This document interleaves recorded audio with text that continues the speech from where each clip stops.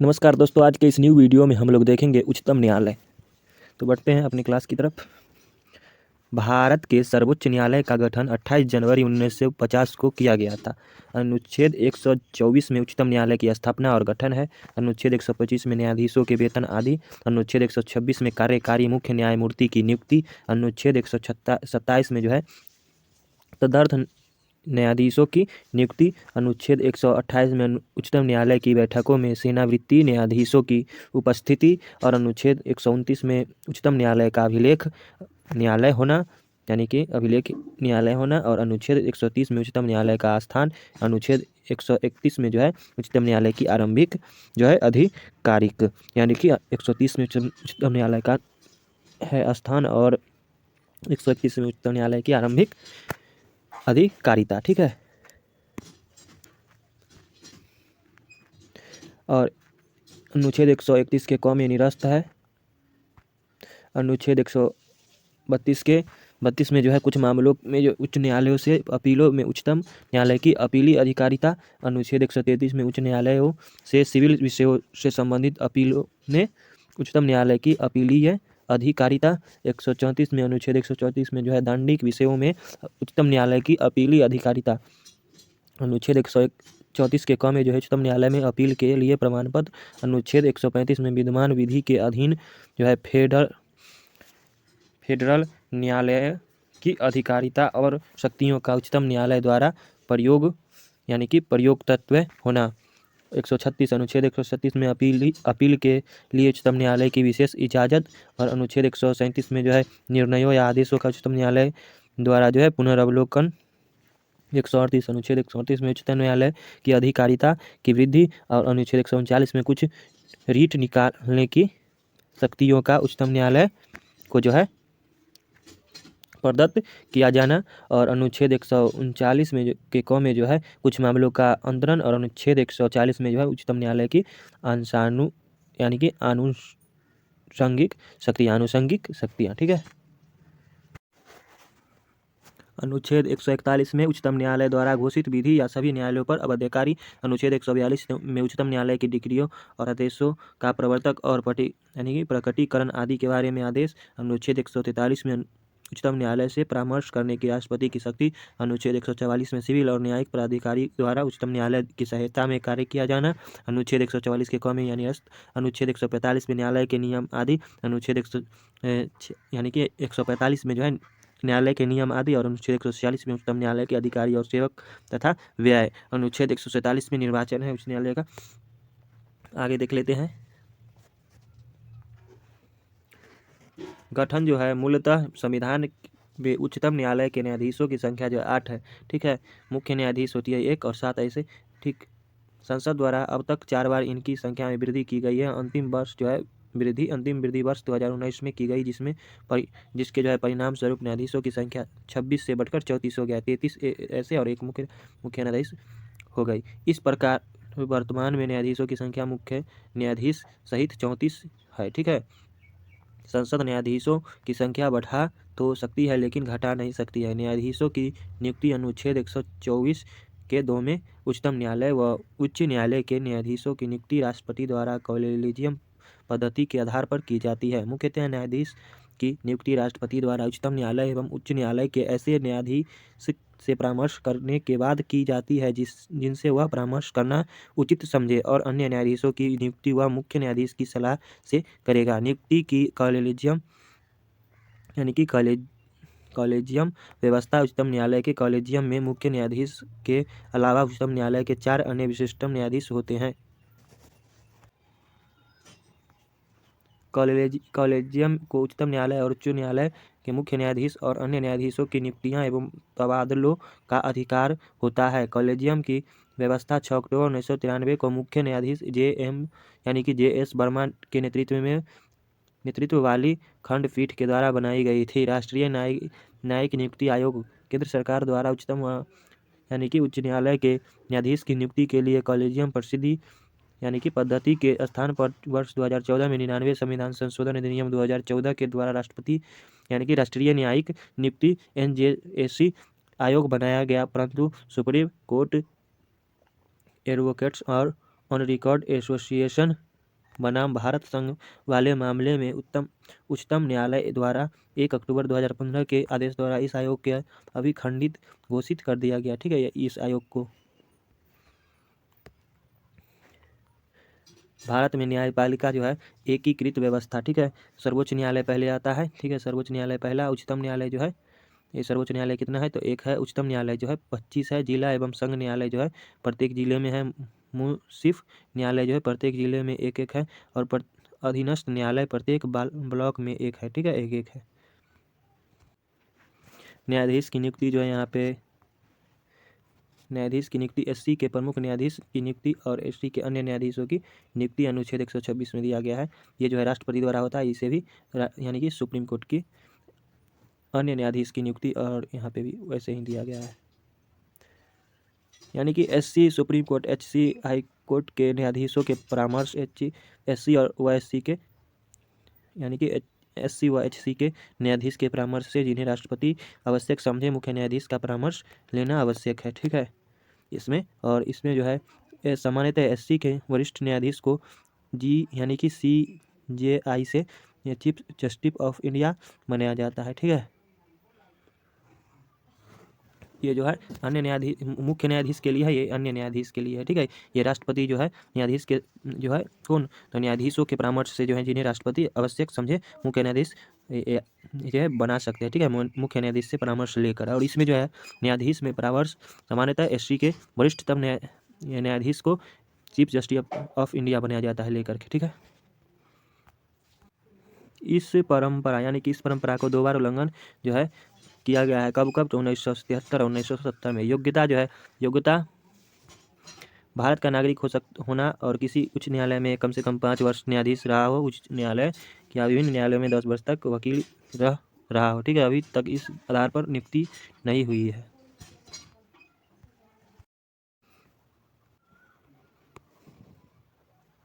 राष्ट्रपति के विचारानुसार सम्मानित न्यायवादी हो, यानी कि न्याय का अच्छा जानकार हो। नोट में संविधान के उच्चतम न्यायालय के न्यायाधीश के लिए न्यूनतम आयु जो है वर्णन जो है उल्लेख नहीं किया गया है। शपथ या प्रतिज्ञा अनुच्छेद 124 के 6 में दिया गया है।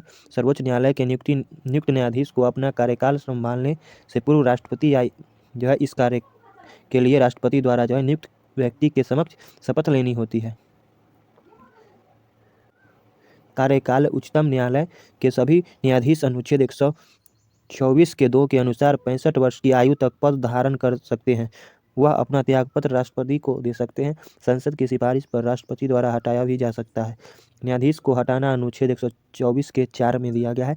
न्यायाधीश जांच अधिनियम 1968 उच्चतम न्यायालय के न्यायाधीश को हटाने के संबंध में महाभियोग की प्रक्रिया का उपबंध कराता है।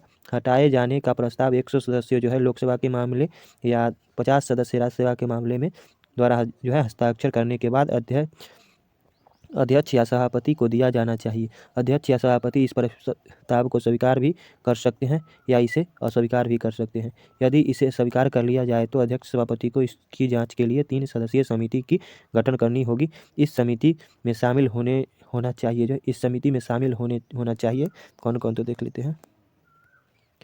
मुख्य न्यायाधीश या उच्चतम न्यायालय का कोई जो है न्यायाधीश, किसी उच्च न्यायालय का मुख्य न्यायाधीश, और जो है तीसरा है प्रतिष्ठित न्यायवादी। यदि समिति न्यायाधीश को दुर्व्यवहार का दोषी या असमक्ष पाती है तो सदन इस प्रस्ताव पर विचार कर सकता है।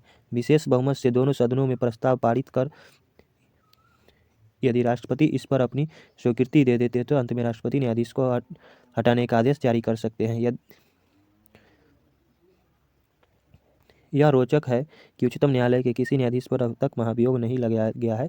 पहला एवं एकमात्र महाभियोग का मामला उच्चतम न्यायालय के न्यायाधीश न्यायमूर्ति वी रामस्वामी 1991 से 1933 का है। यदि जांच समिति ने उन्हें दुर्व्यवहार का दोषी पाया पर उन पर महाभियोग नहीं लगाया जा सका क्योंकि यह लोकसभा में पारित नहीं हो सका। उस समय कांग्रेसी पार्टी मतदान से अलग हो गई थी।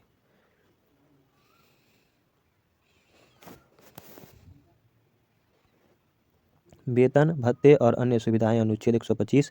वर्तमान में सर्वोच्च न्यायालय के मुख्य न्यायाधीश को जो है 2,80,000 प्रतिमाह व अन्य न्यायाधीश जो है न्यायाधीशों का जो है 2,50,000 प्रतिमाह वेतन प्राप्त होता है। सेवानिवृत्त मुख्य न्यायाधीश एवं अन्य न्यायाधीशों की पेंशन उनके अंतिम माह के वेतन का 50% निर्धारित है। न्यायाधीशों के वेतन भत्ते भारत के संचित निधि पर भारित व्यय होते हैं। तदर्थ न्यायाधीश अनुच्छेद 127 जब कभी कोरम पूरा करने में अस्थायी न्यायाधीशों की संख्या कम हो रही हो तो भारत का मुख्य न्यायाधीश किसी उच्चतम न्यायालय यानी कि उच्च न्यायालय के ऐसे न्यायाधीश को जो उच्च न्यायालय का न्यायाधीश बनने की योग्यता रखता हो उसको न्यायाधीश काल के लिए उच्चतम यानी कि अस्थायी काल के लिए उच्चतम न्यायालय में जो है तदर्थ न्यायाधीश नियुक्त कर सकता है। अनुच्छेद 127 जो है इसमें ऐसा दिया गया ऐसा वह संबंधित उच्च न्यायालय के मुख्य न्यायाधीश के परामर्श एवं राष्ट्रपति की पूर्व मंजूरी के बाद ही कर सकता है। इस प्रकार नियुक्त किए गए न्यायाधीशों को उच्चतम न्यायालय के न्यायाधीश की सभी आधिकारिता जो है शक्तियां और विशेषाधिकार तब तक प्राप्त होंगे जब तक वह इस पद पर आसीन है। सेवानिवृत्त न्यायाधीश का उच्चतम न्यायालय की बैठकों में उपस्थित होना। अनुच्छेद 128 उच्चतम न्यायालय का स्थान। अनुच्छेद 130 संविधान में जो उच्चतम न्यायालय का स्थान दिल्ली घोषित किया गया है, लेकिन मुख्य न्यायाधीशों को यह अधिकार है कि उच्चतम न्यायालय का स्थान कहीं और नियुक्त करें, लेकिन ऐसा निर्णय वह राष्ट्रपति की पूर्व अनुमति के बाद ही ले सकते हैं। यह व्यवस्था वैकल्पिक है, न कि अनिवार्य। भारत के न्यायाधीश के संबंध में महत्वपूर्ण तथ्य। भारत के प्रथम मुख्य न्यायाधीश H.J. कानिया थे। वर्तमान के जो है भारत के वर्तमान 50वें मुख्य न्यायाधीश D.Y. चंद्र यानी कि चंद्रचूड़ हैं। उच्चतम न्यायालय की पहली न्यायाधीश प्रतिमा बीबी थी, यानी कि उच्चतम न्यायालय की पहली न्यायाधीश जो है फातिमा बीबी थी। इनका जो है 96 वर्ष को आयु जो है में देहांत 23 नवंबर 2023 को हो गया था, जो कि तमिलनाडु की पूर्व राज्यपाल भी थी।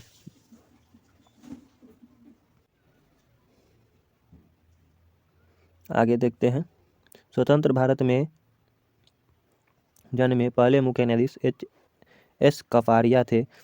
सबसे लंबी अवधि तक जो है 7 वर्ष 4 माह 20 दिन उच्चतम न्यायालय के मुख्य न्यायाधीश रहने वाले न्यायमूर्ति जो है Y.V. चंद्रचूड़ 16वें क्रम के हैं। ठीक है, सबसे कम समय में जो है 17 दिन के लिए जो है तक जो है मुख्य न्यायाधीश पद पर जो है कमल नारायण जो है सिंह 22वें क्रम में रहे हैं। ठीक है, केन भारत के 11वें क्रम में मुख्य न्यायाधीश M. हिदायतुल्लाह एकमात्र न्यायाधीश हैं जो कार्यवाहक राष्ट्रपति जो है 20 जुलाई से 24 अगस्त 1969 तक रह चुके हैं और 5 वर्ष के कार्यकाल के लिए राष्ट्रपति पद पर रहे। इंदु मल्होत्रा देश के एकमात्र महिला अधिवक्ता हैं जो सीधे सर्वोच्च न्यायालय के न्यायाधीश की नियुक्ति की गई। वर्तमान में सुप्रीम कोर्ट के 3 महिला न्यायाधीश हैं, हेमा कोहली, बीबी नगरतना और बेली त्रिवेदी। नोट: बीबी नगरतला सितंबर 2027 में भारत की प्रथम महिला मुख्य न्यायाधीश बनेगी, यानी कि 2027 में। भारत में दीपक मिश्रा ऐसे सुप्रीम कोर्ट के मुख्य न्यायाधीश हैं जिनके खिलाफ हटाने का जो है प्रस्ताव लाया गया, परंतु राज्यसभा के सभापति ने अस्वीकार कर दिया। ठीक है।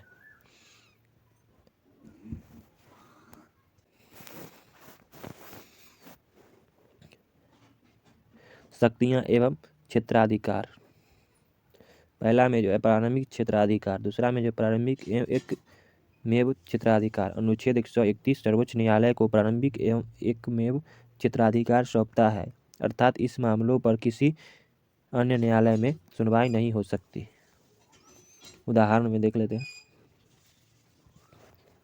केंद्र व एक या अधिक राज्यों के बीच विवाद, केंद्र राज्य विवाद। केंद्र व राज्यों का एक तरफ होना तथा एक या अधिक राज्यों का दूसरी तरफ होना, केंद्र राज्य एवं अन्य राज्यों के साथ विवाद। तीसरा में जो है राज्य विवाद, राज्यों के प्रथम आपसी विवाद। नोट में जो अध्यावत्व है कि इसमें केंद्र व केंद्र शासित क्षेत्रों के बीच विवाद का उल्लेख नहीं है। पहला में देख लेते हैं यहाँ पर बी में समवर्ती प्रारंभिक क्षेत्राधिकार। मौलिक अधिकार उच्चतम न्यायालय के प्रारंभिक क्षेत्राधिकार के अंतर्गत आता है, किंतु इस पर उसका एकाधिकार नहीं है। मौलिक अधिकारों की रक्षा हेतु उच्चतम न्यायालय के साथ साथ उच्च न्यायालय भी कार्यवाही कर सकते हैं। दूसरा में जो यहाँ पे अपीलीय क्षेत्राधिकार अनुच्छेद 132 में सर्वोच्च न्यायालय को सभी उच्च न्यायालयों के निर्णयों के विरुद्ध अपील सुनने का अधिकार है। इसे 3 भागों में जो है स्वीकृत किया जा सकता है। पहला जो है संवैधानिक मामलों में, सिविल मामलों में और आपराधिक मामलों में। तो देख लेते हैं तीनों मामला। अनुच्छेद 132 के अनुसार किसी उच्च न्यायालय द्वारा किसी सिविल तांडिक या अन्य कार्यवाही में दिए गए ऐसे किसी निर्णय की डिक्री या अंतिम आदेश के विरुद्ध अपील उच्चतम न्यायालय में की जा सकती है। इसके बारे में उच्च न्यायालय के अनुच्छेद 134 के तहत यह उल्लेखित करते हुए प्रमाण पत्र दे दिया है कि इस मामले में संविधान की व्याख्या का कोई प्रश्न मौजूद नहीं है। ठीक है, संवैधानिक मामलों में अपील। सिविल मामलों में अपील अनुच्छेद 133 के अनुसार उच्च न्यायालय द्वारा किसी सिविल मामले में दिए गए निर्णय के विरुद्ध अपील तब की जा सकती है जब उच्च न्यायालय ने इस हेतु अनुच्छेद 134 के तहत प्रमाण पत्र दे दिया हो। तीसरा में आपराधिक मामलों में अपील। अनुच्छेद 134 के तहत आपराधिक मामलों में उच्चतम न्यायालय में अपील निम्न दशाओं में की जा सकती है। कौन कौन तो देख लेते हैं। जब उच्च न्यायालय ने दोष मुक्त व्यक्ति को सजा को बदलकर मृत्यु दंड दिया हो। उच्च न्यायालय ने किसी मामलों को अधीनस्थ न्यायालय से अपने पास मंगवाकर व्यक्ति को मृत्यु दंड दिया हो। उच्च न्यायालय ने यह प्रमाण किया हो कि मामला उच्च न्यायालय में अपील योग्य है। नोट: सैनिक न्यायालय यानी कि सैनिक न्यायालय के निर्णय विरुद्ध सर्वोच्च न्यायालय में अपील नहीं की जा सकती। सर्वोच्च न्यायालय द्वारा विशेष अपील अनुच्छेद 136 का प्रयोग विशेष साधारण परिस्थितियों में किया जाता है। तीसरा में है परामर्श संबंधी क्षेत्राधिकार। यहाँ पे अनुच्छेद 143 को दो प्रकार यानी कि अनुच्छेद 143 में जो है राष्ट्रपति को 2 प्रकार के जो है मामलों में सर्वोच्च न्यायालय से परामर्श मांगने का अधिकार है। पहला जो है कौमी सार्वजनिक महत्व के मामले पर जिसमें विधिक प्रश्न निहित हो, सर्वोच्च न्यायालय परामर्श देने के लिए बाध्य नहीं है। ख में जो है किसी पूर्व संवैधानिक संधि समझौते पर प्रसंविदा आदि मामले पर विवाद की स्थिति में सर्वोच्च न्यायालय जो है परामर्श देना अनिवार्य है। नोट में जो है राष्ट्रपति किसी भी परामर्श को मांगने के लिए बाध्य नहीं है, यानी कि राष्ट्रपति किसी भी परामर्श को मानने के लिए जो है बाध्य नहीं है। अब देख लेते हैं यहाँ पे चौथा में यहाँ पे अभिलेखा न्यायालय अनुच्छेद 129। अभिलेखा न्यायालय सर्वोच्च न्यायालय को 2 शक्तियों से प्रदान यानी कि करता है। पहला जो है क साक्ष्य के रूप में उच्चतम न्यायालय के निर्णयों एवं कार्यवाही के संचालन को सर्वकालीन साक्ष्य के रूप में प्रस्तुत किया जाएगा तथा किसी भी न्यायालय में जो है इसकी प्रामाणिकता पर प्रश्न चिन्ह नहीं लगाया जाएगा। ख में जो है अवमानता हेतु दंड। उच्चतम न्यायालय के अवमानता हेतु दंडिता करने का भी अधिकार है। ठीक है, दंडित करने का भी अधिकार है। 1991 से उच्चतम न्यायालय ने यह शक्ति का उच्च न्यायालय, अधीनस्थ न्यायालय और पंचायतों को भी प्रदान किया है। मौलिक अधिकारों का रक्षक, इसे उच्चतम न्यायालय का जो है न्यायाधीश क्षेत्राधिकार भी कहा जाता है। उच्चतम न्यायालय नागरिकों के मूल अधिकारों का जो है रक्षक एवं गारंटर है तथा इस हेतु वह विभिन्न प्रकार के रीट तथा बंदी, प्रत्यक्षीकरण, परमादेश, प्रतिषेध, उत्प्रेषण व अधिकार पृष्ठ जारी कर सकता है। 6 में जो है न्यायिक पुनरावलोकन, न्यायिक समीक्षा अनुच्छेद 137। यह संकल्पना अमेरिका से ली गई है। संविधान में न्यायिक पुनरावलोकन शब्द का प्रयोग नहीं, किंतु अनुच्छेद 137 न्यायालयों को यह अधिकार प्रदान करता है। न्यायिक पुनरावलोकन का अधिकार उच्चतम न्यायालय व उच्च न्यायालय दोनों को प्राप्त है। न्यायिक पुनरावलोकन का अर्थ है न्यायपालिका द्वारा व्यवस्थापिका और कार्यपालिका के कार्यों की संवैधानिकता की जांच करना, और यदि वह संविधान के प्रावधानों के विपरीत हो या मौलिक अधिकारों का उल्लंघन करता हो तो न्यायालय इसे गैर संवैधानिक घोषित कर सकता है या जो है रद्द कर सकता है। न्यायिक जो है पुनरावलोकन संविधान की मूलभूत विशेषता है, यानी कि संविधान की मूलभूत विशेषता है। अतः यह संसद द्वारा संविधान संशोधन करके इसमें कटौती या इसे जो है समाप्त नहीं किया जा सकता। IR जो है कोहेल्लो वाद 2007। इस वाद में जो है सर्वोच्च न्यायालय ने निर्णय दिया कि 9वीं अनुसूची न्यायिका समीक्षा से बाहर नहीं है। न्यायालय के अनुसार जो है 1973 जो है 24 अप्रैल 1973 के बाद 9वीं अनुसूची में रखे गए विषयों को न्यायालय में चुनौती दी जा सकती है यदि उससे मौलिक अधिकार जो है अनुच्छेद 14, 15, 19, 21 एवं जो है ये सब अधिकारों एवं संविधानों के आधारभूत संरचना का हनन होता है। सर्वोच्च न्यायालय ने सील कवर न्याय शास्त्र का प्रयोग बीसीसीआई सुधार मामला 2014 और राफेल फाइटर जेट की मामला व एनआरसी के केस में किया है। इस न्याय शास्त्र का स्पष्ट प्रावधान नहीं है बल्कि भारतीय साक्ष्य अधिनियम 1872 धारा 123 में जो है वह सर्वोच्च न्यायालय नियम 2013 के आदेश में देखने को मिलता है। न्यायिक सक्रियता। न्यायिक सक्रियता भारत में यह 1970 के दशक में आया, जिसकी नींव रखने का श्रेय न्यायमूर्ति वी.आर. कृष्ण अय्यर, न्यायमूर्ति पी.एन. भगवती, न्यायमूर्ति डी.ए. देसाई व न्यायमूर्ति ओ. चिन्नप्पा रेड्डी को है। भारत के सर्वोच्च न्यायालय ने पहली जांच चंडीगढ़ मेरठ चुनाव के वोट की जांच की है, ठीक है, तथा निर्णय देते हुए बीजेपी के मेयर को संवैधानिक घोषित व एपी पार्टी को मेयर जो है कुलदीप कुमार विजेता घोषित किया। एससी अनुच्छेद 142 यानी कि इस एससी अनुच्छेद 142 में उल्लेखित विशेषाधिकार का प्रयोग करते हुए निर्णय दिया। एससी ने अनुच्छेद 142 का प्रयोग राम मंदिर निर्णय व राजीव गांधी की हत्या एजी पेराखिलन को रिहा करने में किया था। न्यायिक सक्रियता से तात्पर्य है न्यायिक पालिका का अपनी परंपरागत भूमिका से आगे बढ़कर नागरिक अधिकारों की रक्षा व सामाजिक न्याय में वृद्धि हेतु कार्य या सक्रियता दिखाना। इसे न्यायिक गतिशीलता की भी कहते हैं। न्यायिक सक्रियता और जनहित याचिका PIL, ठीक है, जनहित याचिका जो है जनहित याचिका न्यायिक सक्रियता या का ही जो है परिणाम है। इस प्रकार यह न्यायिक सक्रियता या सर्वाधिक लोकप्रिय स्वरूप है। जनहित याचिका भारत में जनहित याचिका जो है की शुरुआत 1979 से लेकर 1990 में हुई थी। मूलतः इसका जो है विकास अमेरिका में जो है 1960 के दशक में हुआ। सामान्यतः केवल वही व्यक्ति न्यायालय में जा सकता है जिसके अधिकारों का हनन हुआ हो या पीड़ित हो, किंतु 1979 में इस अवधारणा में बदलाव हुआ तथा न्यायालय ने एक ऐसे मुकदमे की सुनवाई करने का निर्णय लिया जिसे पीड़ित लोगों ने नहीं बल्कि उनकी ओर से दूसरे लोगों ने दाखिला किया था। चूँकि यह मामला जनहित से संबंधित था, अतः इसे जनहित याचिका का नाम दिया गया। जनहित याचिका के अंतर्गत कोई भी व्यक्ति सार्वजनिक हित कल्याण से जुड़े विषयों जैसे पर्यावरण, स्वच्छ जल, स्वच्छ वायु या ऐसे व्यक्तियों जो निर्धनता, अज्ञानता आदि के कारण न्यायालय तक जाने में असमर्थ हैं, तो कोई भी उसकी तरफ से जो है जनहित याचिका दायर कर सकता है। केंद्रीय प्रशासनिक अधिकरण CAT भारतीय संविधान जो है अनुच्छेद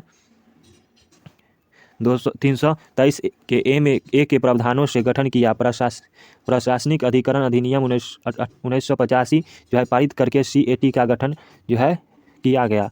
उच्च न्यायालय का वर्तमान या सेवानिवृत्त न्यायाधीश CAT का अध्यक्ष होता है, जिसमें अध्यक्ष के अतिरिक्त 16 उपाध्यक्ष व 49 जो है सदस्य न्यायिक व प्रशासनिक दोनों क्षेत्रों के व्यक्ति होते हैं। सर्वोच्च न्यायालय के जो है 34,000 निर्णयों आम नागरिक, वकीलों व कानूनी छात्रों को निःशुल्क जो है प्रदान करने के लिए जो है इलेक्ट्रॉनिक सुप्रीम कोर्ट रिपोर्ट्स परियोजना को भारत के मुख्य न्यायाधीश ने शुरू किया है तथा इस परियोजना का राष्ट्रीय न्यायिक डेटा ग्रिड ऑनलाइन मंच है। कानून और न्याय मंत्रालय के न्याय विभाग द्वारा ई-कोर्ट परियोजना शुरू की गई अखिल भारतीय परियोजना है। न्याय घड़ियाँ पर राज्य की न्यायपालिका के कार्यों को प्रदर्शित किया जाता है। भारत सरकार द्वारा वर्ष 2017 में शुरू इलेक्टोरल बॉन्ड को उच्चतम न्यायालय ने सूचना के अधिकार का उल्लंघन बताते हुए संवैधानिक घोषित किया गया है, क्योंकि फरवरी 2024 में पार्टियों को चंदा देने वालों के बारे में जनता को पता नहीं लगता था। उच्चतम न्यायालय के प्रमुख न्यायाधीश में जो है मुख्य न्यायाधीश कार्यकाल पहला जो यहाँ पे हीरालाल जे कनिया, ये जो है 26/1/1950 से 6/11/1951 तक रहे। दूसरा में M पतंजलि शास्त्री 7/11/1951 से 3/1/1954 तक रहे। 43वें जो है शरद अरविंद बोगरे 18/11/2019 से 23/4/2021 तक रहे। 48वें NV रमन्ना 24/4/2021 से 26/8/2022 तक रहे। 49वें यानी कि 49वें जो है उदय उमेश ललित, ये जो है 27/8/2022 से 8/11/2022 तक रहे। 50वें जो है DY चंद्रचूड़ जो है 9/11/2022 से अब तक हैं। आगे देख लेते हैं राज्यपाल। राज्यपाल परिभाषा जो है अनुच्छेद 152 में, अध्याय जो है 2 में, यहाँ पे कार्यपालिका या राज्यपाल। अनुच्छेद 153 में जो है प्रत्येक राज्य में राज्यपाल। अनुच्छेद 153 में प्रत्येक राज्य में राज्यपाल और अनुच्छेद 152 में जो है परिभाषा दिया गया राज्यपाल का। अनुच्छेद 154 में राज्य की कार्यपालिका शक्ति, अनुच्छेद 155 में राज्यपाल की नियुक्ति, अनुच्छेद 156 में राज्यपाल की पदावधि, अनुच्छेद 157 में राज्यपाल की नियुक्ति होने के लिए अर्हताएं, अनुच्छेद 158 में राज्यपाल के पद के लिए शर्तें, अनुच्छेद 159 में जो है राज्यपाल द्वारा शपथ या प्रतिज्ञा, और अनुच्छेद 160 में जो है कुल यानी कि आकस्मिकताओं में राज्यपाल की कृतियों का निर्वहन। 1900 यानी कि 160 में अनुच्छेद 161 में जो है क्षमा आदि की और कुछ मामलों में दंडादेश के निलंबन, परिहार या लघुकरण की राज्यपाल की शक्ति। अनुच्छेद 162 में जो है राज्यपाल यानी कि राज्य की कार्यपालिका शक्ति का विस्तार। अब देखिए संविधान के भाग 6 में राज्य सरकार के बारे में उपबंध है। राज्य से तात्पर्य है कि इस यानी कि राज्य से तात्पर्य संघ की इकाई से है, ठीक है। संविधान के भाग 6 के अनुच्छेद 153 से 167 तक राज्य कार्यपालिका का उल्लेख है। राज्य कार्यपालिका में राज्यपाल, मुख्यमंत्री, मंत्रिपरिषद और राज्य के महाधिवक्ता एडवोकेट जनरल शामिल हैं। 7वें संविधान संशोधन 1956 द्वारा यह प्रावधान किया गया कि एक व्यक्ति 2 या 2 से अधिक राज्यों का राज्यपाल अनुच्छेद 153 के द्वारा हो सकता है। राज्यपाल की नियुक्ति अनुच्छेद 155 के अनुसार जो है राज्यपाल की नियुक्ति राष्ट्रपति के द्वारा अपने हस्ताक्षर एवं मुद्रा सहित एक अधिपत्र जो है वारंट के द्वारा की जाती है, ठीक है। संविधान द्वारा स्थापित संसदीय व्यवस्था में राज्यपाल केवल संवैधानिक प्रावधान यानी कि संवैधानिक प्रधान है। अतः राज्यपाल पद के संबंध में निर्वाचन के स्थान पर मनोनयन की पद्धति को कनाडा से अपनाया गया है। कहाँ से? तो कनाडा से अपनाया गया है। राज्यपाल की नियुक्ति केंद्र सरकार करती है। राज्यपाल राज्य में केंद्र का प्रतिनिधि है। राज्यपाल की नियुक्ति में जो है कनाडा संविधान की पद्धति अपनाई गई है।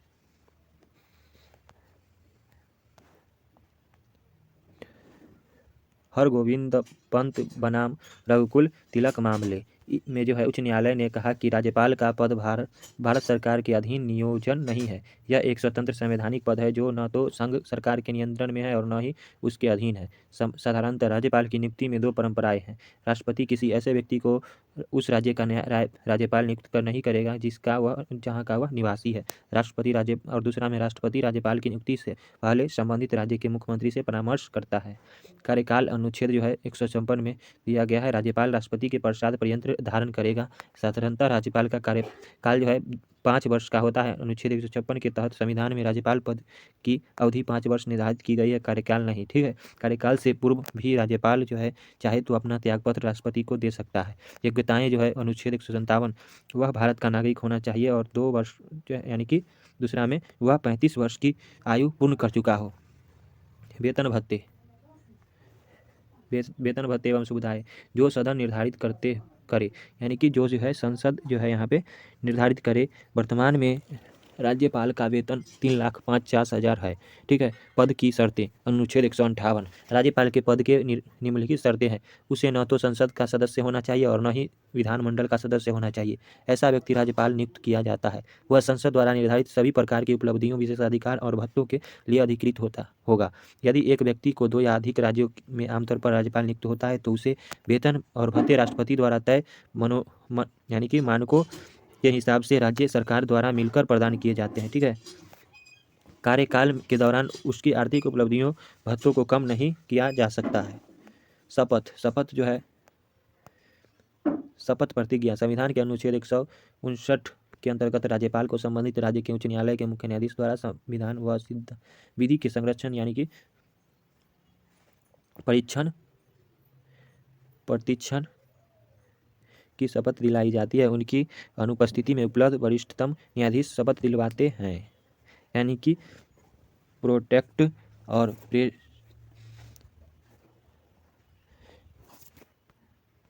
प्रिजर्व और डिफेंड, ठीक है, यानी कि संरक्षण, प्रतिरक्षण और परिरक्षण, ठीक है।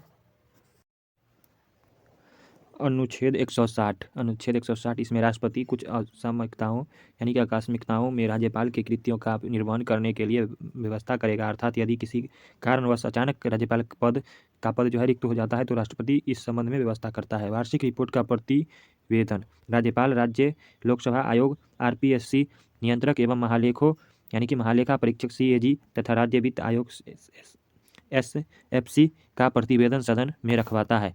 उन उन्मुक्तियाँ तथा विशेषाधिकार अनुच्छेद 361 में दिया गया है। वह अपने पद की शक्तियों के प्रयोग तथा कर्तव्य के पालन के लिए किसी न्यायालय के प्रति है उत्तरदायी है। राज्यपाल की प्रति यानी कि पदावधि के दौरान उसके विरुद्ध किसी भी न्यायालय में किसी भी प्रकार की आपराधिक कार्यवाही प्रारंभ नहीं की जा सकती है। जब वह पद पर होते हैं तब उसकी गिरफ्तारी या कारावास के लिए जो है किसी भी जो है न्यायालय में कोई आदेश जारी नहीं की जा सकती। राज्यपाल का पद ग्रहण करने से पूर्व या पश्चात उसके द्वारा व्यक्तिगत क्षमताओं में किए गए कार्य के संबंध में कोई भी सिविल कार्यवाही करने के पहले उसे 2 माह या पूर्व सूचना देनी पड़ती है। राज्यपाल की शक्ति देख लेते हैं। राज्यपाल की शक्तियाँ कार्यपालिका संबंधी शक्तियाँ अनुच्छेद 154 के अनुसार जो है राज्य की कार्यपालिका शक्तियाँ राज्यपाल में निहित हैं, जो इस प्रकार है। राज्य सरकार के सभी नियम का निर्माण व क्रियान्वयन औपचारिक जो है रूप से राज्यपाल के नाम से होते हैं, अनुच्छेद 166 में है, ठीक है। अनुच्छेद 164 के अनुसार जो है राज्यपाल मुख्यमंत्री एवं अन्य मंत्रियों को नियुक्ति करता है। वे सब राज्यपाल के पश्चात पर्यंत पद धारण करते हैं, ठीक है। वह राज्य के महाधिवक्ता को नियुक्त जो है करता है, अनुच्छेद 165, और उसका पश्चिम यानी कि परिश्रमिक तय करता है। महाधिवक्ता का पद राज्यपाल के पश्चात पर्यंत रहता है। महाधिवक्ता जो है राज्य का सर्वोच्च विधि अधिकारी होता है। वह राज्य निर्वाचन आयुक्त को नियुक्त जो है करता है, अनुच्छेद 243 के, ठीक है, और उसकी जो है सेवा शर्तें और कार्य अवधि तय करता है। हालांकि राज्य निर्वाचन आयुक्त को विशेष मामलों या परिस्थितियों में उसी तरह हटाया जा सकता है जैसे उच्च न्यायालय के न्यायाधीश को हटाया जा सकता है। वह राज्य लोक सेवा आयोग के अध्यक्ष सदस्यों को नियुक्ति करता है, लेकिन उन्हें सिर्फ राष्ट्रपति ही हटा सकता है, न कि राज्यपाल। अनुच्छेद 167 के अनुसार राज्यपाल मुख्यमंत्री से प्रशासनिक मामलों या किसी विधायी प्रस्ताव की जानकारी प्राप्त कर सकता है। यदि किसी मंत्री ने कोई निर्णय लिया हो और मंत्रिपरिषद ने उस पर संज्ञान न लिया हो तो राज्यपाल मुख्यमंत्री से उस मामले पर विचार करने की मांग कर सकता है, ठीक है। 8वां में वह राष्ट्रपति से जो है राष्ट्रपति शासन लगाने अनुच्छेद 356 के लिए सिफारिश कर सकता है। राज्य में राष्ट्रपति शासन के दौरान उसकी कार्यवाही शक्तियों का जो है विस्तार राष्ट्रपति के प्रतिनिधि के रूप में हो जाता है।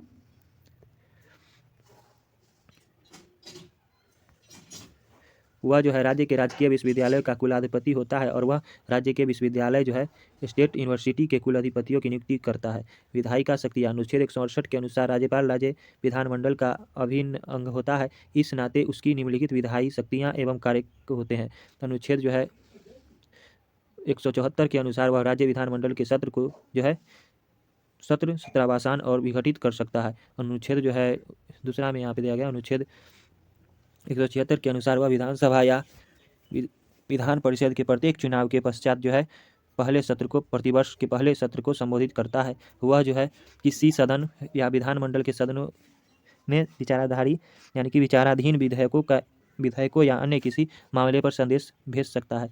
जब भी विधानसभा अध्यक्ष और उपाध्यक्ष का पद खाली हो तो वह जो है विधानसभा में किसी सदस्य को जो है कार्यवाही सुनिश्चित करने के लिए जो है नियुक्त कर सकता है। राज्यपाल अनुच्छेद जो है 171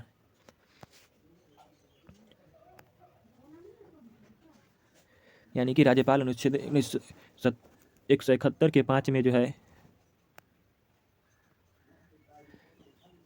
5 के द्वारा जो है राज्य विधान परिषद के कुल सदस्यों के जो है सदस्य नामित कर सकता है, ठीक है, जिन्हें साहित्य विज्ञान कला साहित्यकारिता आंदोलन और जो है समाज सेवा का ज्ञान हो या इसकी का व्यवहारिक अनुभव हो। यदि राज्यपाल को ऐसा प्रतीत होता है कि राज्य विधानसभा में आंग्ल भारतीय समुदाय का प्रतिनिधित्व नहीं है तो वह अनुच्छेद जो है 333 के द्वारा विधानसभा में आंग्ल भारतीय समुदाय के एक सदस्य का मनोनयन कर सकता है। जनवरी 2020 से यह प्रावधान समाप्त कर दिया है, ठीक है। अध्यादेश जारी करने की शक्ति अनुच्छेद 213 के अनुसार जो है जब राज्य विधानमंडल या राज्य विधानसभा सत्र में न हो तथा संविधान की 7वीं अनुसूची में अंतर्विशिष्ट राज्य सूची में वर्णित विषयों में से किसी विषय पर कानून जो है अवश्य बनाना अवश्य हो, तब जो है राज्यपाल मंत्रिपरिषद की सलाह पर अध्यादेश जारी कर सकता है। इस प्रकार जारी किया गया अध्यादेश केवल 6 माह तक प्रभावित रहता है और यदि 6 माह की अवधि के समाप्त के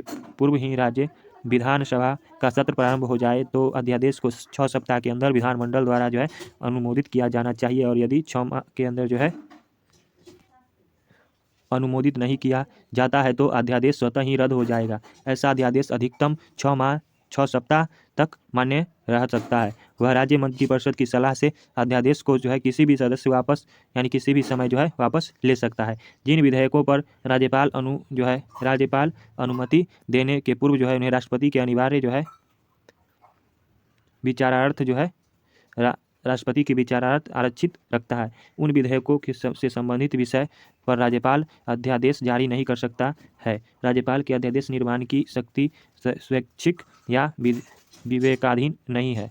DC वाधवा बनाम बिहार राज्य मामले में यह निर्णय दिया गया है कि राज्यपाल के अध्यादेश जारी करने की शक्ति असाधारण परिस्थितियों के लिए है। इसे राजनीतिक साध्य के रूप में प्रयोग नहीं किया जा सकता है। वित्तीय शक्तियाँ एक में जो है राज्यपाल जो है अनुच्छेद 202 के अंतर्गत राज्य का बजट अर्थात वार्षिक वित्तीय विवरण को राज्य विधानमंडल के सामने रखना सुनिश्चित करवाता है। दूसरा में जो है यहाँ पे दिया गया है धन विधेयकों को राज्य विधानसभा में जो है राज्यपाल की पूर्व सम्मति के बाद जो है ही प्रस्तुत किया जा सकता है।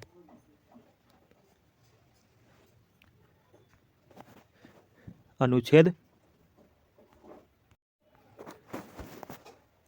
203 के 3 के अंतर्गत बिना राज्यपाल की सहमति के किसी तरह के अनुदान की मांग नहीं की जा सकती। वह जो है किसी प्रत्याशित व्यय के वहन के लिए जो है राज्य की आकस्मिक निधि से जो है अग्रिम राशि ले सकता है। पंचायतों एवं नगर पालिकाओं की वित्तीय स्थिति समीक्षा के लिए वह प्रत्येक 5 वर्ष के लिए अनुच्छेद 243 के आई व 243 के वाई के द्वारा जो है राज्य की वित्त आयोग का गठन करता है। न्यायिक शक्तियाँ राज्यपाल उच्च न्यायालयों के न्यायाधीश की नियुक्ति जो है या तबादले से संबंध में अपने विचार मुख्य न्यायाधीश को बताता है। दूसरा में जो है यहाँ पे राज्यपाल राज्य के उच्च न्यायालय के मुख्य न्यायाधीश के साथ विचार करने जिला न्यायाधीशों की नियुक्ति अनुच्छेद जो है 233 व स्थानांतरण और पदोन्नत कर सकता है। तीसरा में जो है राज्य न्यायिक आयोग से जुड़े लोगों की नियुक्ति भी करता है। जिला न्यायाधीश के अतिरिक्त जो है इन नियुक्ति में वह राज्य व उच्च न्यायालय और राज्य लोक सेवा आयोग से विचार करता है। क्षमादान शक्ति यानी कि क्षमादान संबंधित शक्ति अनुच्छेद 161 के अंतर्गत राज्यपाल के क्षमादान की शक्ति का विस्तार राज्य के विषय क्षेत्र तक विस्तारित है, यानी कि राज्य के विषय क्षेत्र तक ही विस्तारित है। राज्यपाल को दंड से संबंधित यानी कि दंड के संबंध में जो है निम्नलिखित शक्तियाँ प्राप्त है। लघुकरण, परिहार, विराम, प्रतिलंब। राज्यपाल के जो है मृत्यु दंड को पूर्णतः क्षमा करने का अधिकार नहीं है। यह अधिकार केवल राष्ट्रपति को है, परंतु राज्यपाल मृत्युदंड को आजीवन कारावास में बदल सकता है। वोटो शक्ति यानी कि वीटो शक्ति राष्ट्रपति जो है राष्ट्रपति की भांति राज्यपाल को भी 3 प्रकार की वीटो प्राप्त है। अत्यंतिक पूर्ण वीटो और निलंबकारी वीटो, पॉकेट वीटो, ठीक है। स्वीकृत अधिकार किसी विधेयक को राष्ट्रपति के विचार के लिए आरक्षित करना। अनुच्छेद जो है 200 में जो है राज्य यानी कि यहाँ देखिए राज्य के राष्ट्रपति शासन की सिफारिश करना है। अनुच्छेद 356 में वह राष्ट्रपति के राज्य में जो है संवैधानिक आपातकाल लगाने की सिफारिश कर सकता है। अतिरिक्त जो है यहाँ पे अतिरिक्त प्रभार की स्थिति में केंद्र शासित प्रदेश में जो है प्रशासक के रूप में कार्य करना। राज्य के प्रशासनिक मामलों एवं विधान परिषद के संबंध में मुख्यमंत्री से जो है जानकारी मांगना जो है अनुच्छेद 167 के अनुसार, ठीक है। नियुक्ति संबंधी शक्तियाँ जो है राज्यपाल द्वारा 4 राज्यों जो है छत्तीसगढ़, मध्य प्रदेश, झारखंड और ओडिशा में जनजातीय कल्याण मंत्री की नियुक्ति की जाती है। वह किसी मंत्री के विनिश्चय पर मंत्रिपरिषद में विचार के लिए मुख्यमंत्री को निर्देश दे सकता है। राज्यपाल के परिस्थिति जन्य विवेकाधिकार, संवैधानिक विवेकाधिकारों के अतिरिक्त राज्यपाल को कुछ परिस्थिति जन्य विशेषाधिकार भी प्राप्त है, जिनका वर्णन निम्नलिखित है। मुख्यमंत्री नियुक्ति विधानसभा चुनाव में किसी भी दल को स्पष्ट बहुमत से जो है बहुमत नहीं मिलने की स्थिति में अथवा कार्यकाल के दौरान मुख्यमंत्री का निधन तथा उत्तराधिकार जो है निश्चित न होने की स्थिति में मुख्यमंत्री की नियुक्ति के संबंध में जो है राज्यपाल जो है स्वविवेक से निर्णय लेता है। मंत्रिपरिषद जो है यानी कि मंत्रिपरिषद को बर्खास्त करना। विधानसभा में विश्वास मत हासिल न होने पर राज्यपाल मंत्रिपरिषद का विघटन करता है। विधानसभा को भंग करना। मंत्रिपरिषद के अल्पमत के आने पर राज्य विधानसभा को भंग करना। भारत में जो है प्रथम महिला राज्यपाल को सरोजिनी नायडू थी। महाराष्ट्र के राज्यपाल के आधिकारिक निवास में एक भूमिगत बंकर संग्रहालय स्थित है। राज्यपाल की जो है संवैधानिक स्थिति राष्ट्रपति की भांति राज्यपाल की नाम मात्र की कार्यकारी शक्तियों का प्रयोग करता है, जबकि वास्तविक कार्यकारी शक्ति मुख्यमंत्री के नेतृत्व वाली मंत्रिपरिषद में निहित है। राज्यपाल की संवैधानिक स्थिति अनुच्छेद 154, 163 व 164 में अध्ययन से स्पष्ट हो जाती है। यानी कि राज्यपाल के पद के जो है राज्यपाल पद के लिए किसने क्या कहा है उसको देख लेते हैं। पट्टाभी सितार मैया जो है राज्यपाल का कार्य मेहमानों की इज्जत करने, उनको चाय भोजन तथा दावत देने के अलावा कुछ नहीं। ठीक है।